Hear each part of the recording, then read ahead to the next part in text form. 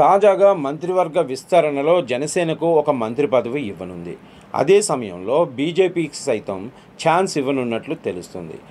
ఇప్పటికే జనసేనకు 3 మంత్రి పదవులు ఇచ్చింది. తాజాగా నాగబాబుకు అవకాశం ఇవ్వటం ద్వారా 4వ మంత్రి పదవి ఇవ్వనుంది. అదే సమయంలో బీజేపీకి సైతం మరో పదవి ఇవ్వనున్నట్లు తెలుస్తుంది.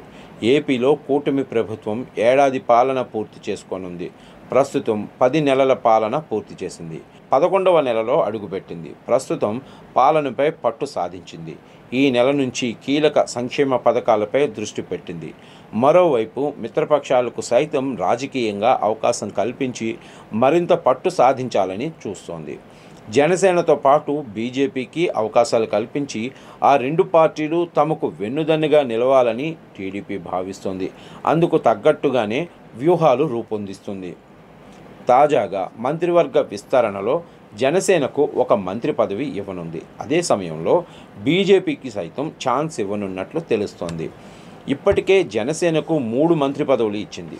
తాజాగా నాగబాబుకు అవకాశం ఇవ్వటం ద్వారా 4వ మంత్రి పదవి ఇవ్వనుంది. అదే సమయంలో బీజేపీకి సైతం మరో పదవి ఇవ్వనున్నట్లు తెలుస్తోంది. ఏపీ సీఎంగా చంద్రబాబు ఉన్నారు. డిప్యూటీ సీఎం హోదాలో పవన్ కళ్యాణ్ ఉన్నారు. మరోవైపు కేబినెట్లో 24 మంది మంత్రులు ఉన్నారు. ఒక మంత్రి పదవి ఖాళీగా ఉంది. ఇప్పుడు తాజాగా నాగబాబుకు పదవి ఇవ్వటం ద్వారా ఆ స్థానం భర్తీ కానుంది. అయితే ఇదే సమయంలో బీజేపీ నుంచి సైతం ఒక మంత్రి పదవి డిమాండ్ వచ్చింది. అందుకే బీజేపీకి స్థానం కల్పించేందుకు నాగబాబుకు మంత్రి పదవి ఇచ్చేందుకు విస్తరణ ప్రకటన చేయనున్నారు సీఎం చంద్రబాబు నాయుడు.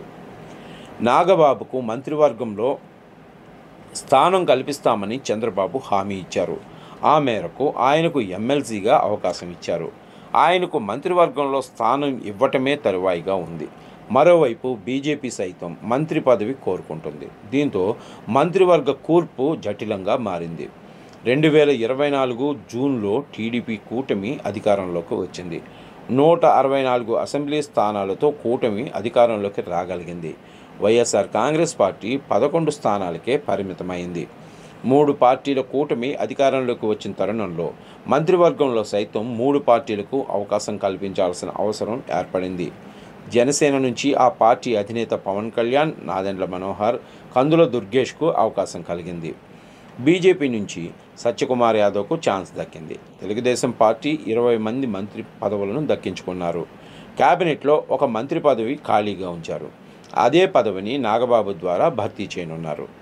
మరోవైపు టీడీపీకి చెందిన 3 మంత్రులు పదవులు వదులుకుంటారని ప్రచారం నడుస్తుంది. ప్రధానంగా కోస్తా, ఉభయ గోదావరి, ఉత్తరాంధ్ర జిల్లాల నుంచి 3 మంత్రి పదవుల నుంచి వైదొలుగుతారని ప్రచారం జరుగుతుంది. అయితే ఈసారి మంత్రివర్గంలో చాలామంది సీనియర్లకు అవకాశం చిక్కలేదు. కొత్తగా ఎమ్మెల్యేలుగా ఎన్నికైన 10 మంది వరకు కేబినెట్లో చోటిచ్చారు. అయితే టీడీపీకి చెందిన ఓ 3 మంత్రులపై వేటు పడనున్నట్లు తెలుస్తుంది.